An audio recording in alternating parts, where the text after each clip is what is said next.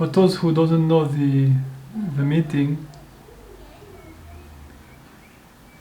I'll just talk a little bit at the beginning, and after it's open for sharing or question or comment or anything that is related to this topic.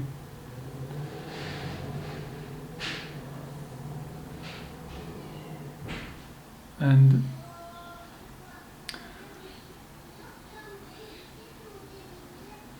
those days we were kind of, last weeks, we were exploring perception. And perception, it's a very interesting thing, because we are convinced that we are perceiving what reality actually is. When we perceive a physical world with people and objects, our sense perception gives us this strong impression that we are perceiving the world as it actually is. That is, the experience I'm having of my perception, it's a accurate representation of what is out there. And the confusion is that we have this belief that what I'm perceiving, it's a perfect image of what is actually out there. And the dilemma is that we have no way to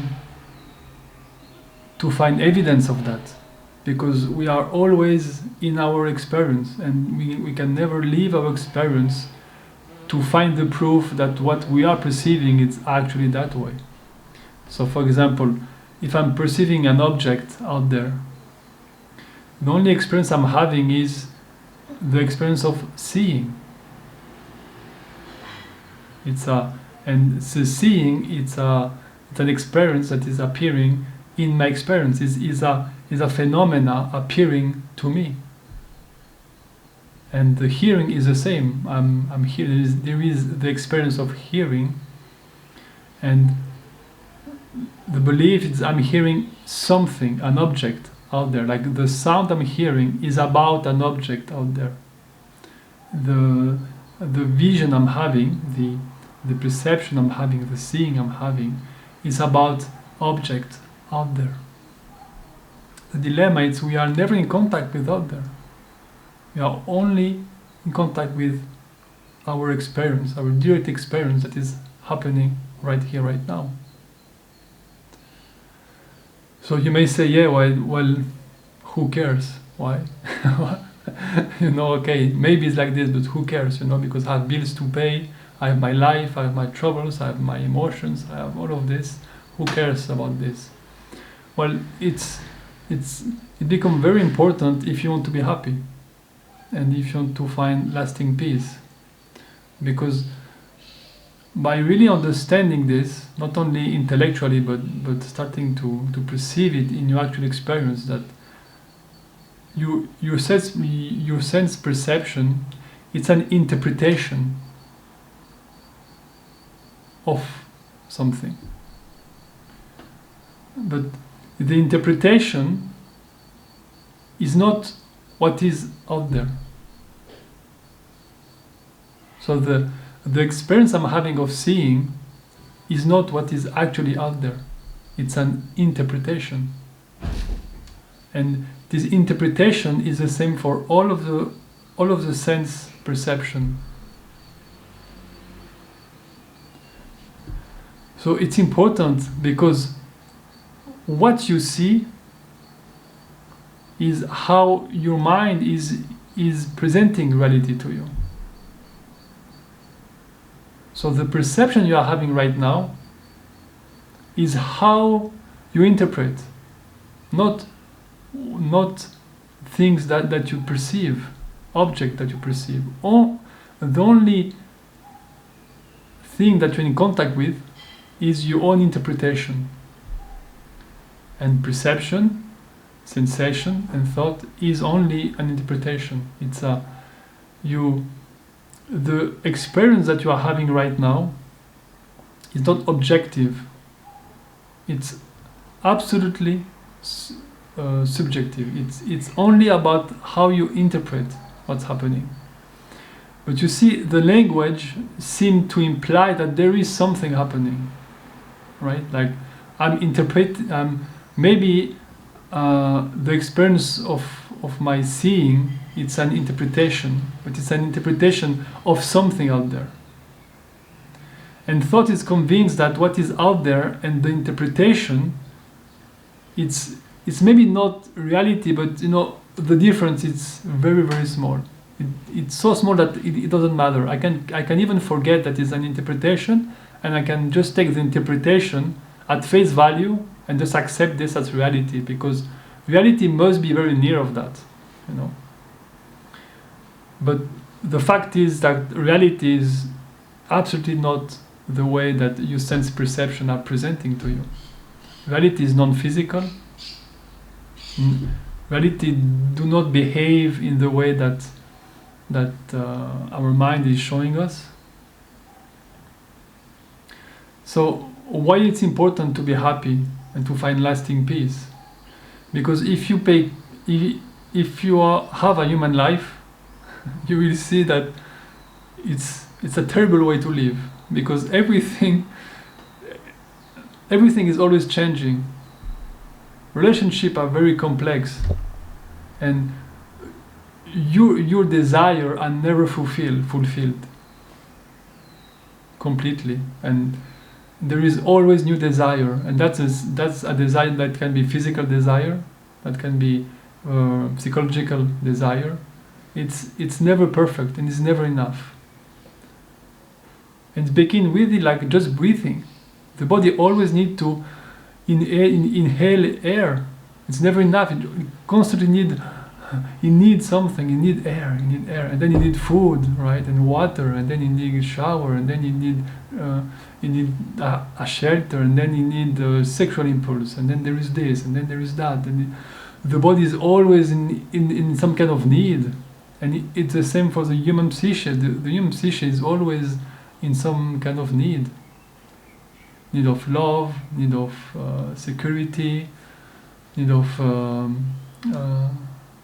social contact, need of being seen, and it is really endless.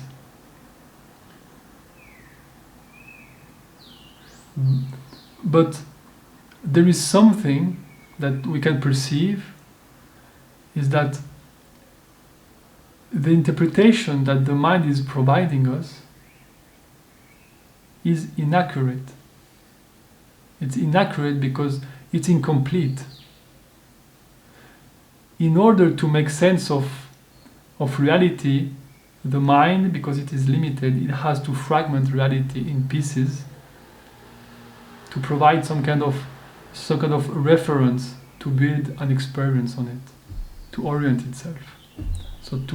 So it takes reality that is an indivisible whole, and it fragments it into reality, and then it builds a phenomena, and that's the phenomena of experiencing that is right now. You experience as it is appearing to you at this very moment. It's a fragmentation of reality. It's an interpretation. It's a reduction of what is actually here, and it presents reality in a fragmented way.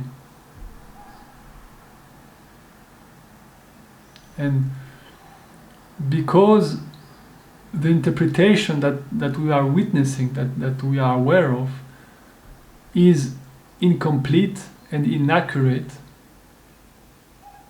it's the only way to find lasting peace is to remember, to realize that the reality from where we are witnessing everything does not have the limitation that the interpretation is offering us.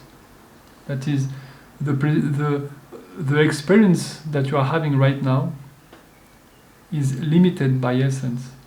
Everything is limited, like in the sense that everything appear and disappear, and everything that appear, every phenomenon that appear, always appear within a spectrum of light for the seeing, a spectrum of sound for hearing, as a different spectrum of intensity with sensation, but every experience always appears within a spectrum. And this spectrum that appears, this experience that appears, is always limited. So the awareness that we are, that is not limited by anything, will always feel contracted, will always feel like something is missing. If it believes, if it holds a belief that the experiencing that is appearing is an accurate representation of reality. And it goes even further in suffering when you start to identify with a specific object in experience. When you identify as the person, as an individual, you start to identify as an object that appear within a millions other objects. And that's where suffering and confusion starts. So the understanding of how perception works, can be very, very beneficial for your own unfoldment, because you can start to understand that what you perceive is not reality. What you perceive is the interpretation that your mind is doing. So there is no resolution in the drama that your mind is offering. In fact, the drama, the resolution is not in the drama. The resolution is in the understanding that the mind that is doing this interpretation, that is manufacturing this experience, is confused. The mind, to build an interpretation, it needs a memory, it needs the past. So our mind goes into the past and it manufactures this experience constantly. Because to interpret something, you need a reference frame. Otherwise, if you don't have any reference frame, you can't interpret anything. So to have an interpretation, you need to have a memory, and the memory is the past. So your experience is an echo of the past. There is no future. There is no present. There is only the past. That is this experience it's a constant echo of the past, an interpretation that is just echoing kind of forever. So this can really bring a huge relaxation, because you can really start to see that you can start to realize that the problem is not in your life, in the drama that is unfolding. The problem is you are not the cause of the problem. The cause of the problem is that we take the phenomena that the mind is providing as reality. We take the sensation that appear, that is this echo of the past that appear. We take it as our body, as our home from which we exist and in which we exist. We take every thought that appear as our thought, as our conflict. Every drama that we see in our perception, we believe that we need to resolve it. But again, there is no conflict there. The conflict is in the wrong interpretation of what's happening. That's why I say often, you have to explore what is actuality, what is right here, and the way it is behaving. And you will start to see that if you tune more and more into this actuality in the way that it is appearing, you will clearly see that the mind is holding a lot of stories that are inaccurate. And those stories, when we believe it, when we take them as true, as granted, as an evidence, or even for ourselves, when we mistake those beliefs as our own being, then we start to suffer, we start to have trouble. And that's the path. the spiritual process is to be able to discriminate between what is an illusion and what is actual, what is an illusion and what is reality, what is truth, what is actual. And that's why I talk often about sensitivity, because the greater sensitivity you have, the more ability you have to discriminate between those two, seemingly two, but yeah.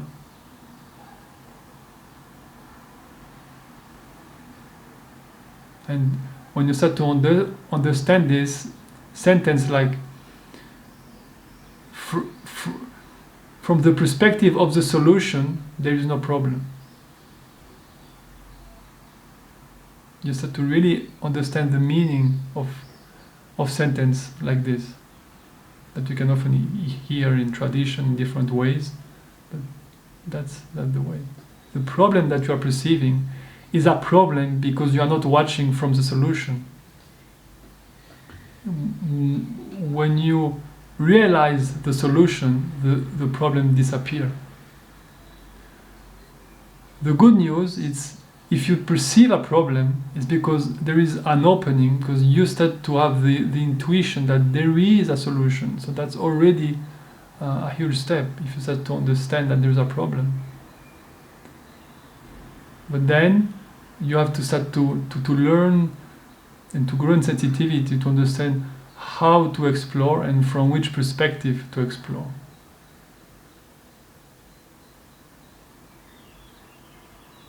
So that's a little bit an introduction, a little trailer about the exploration of perception that we really take for granted.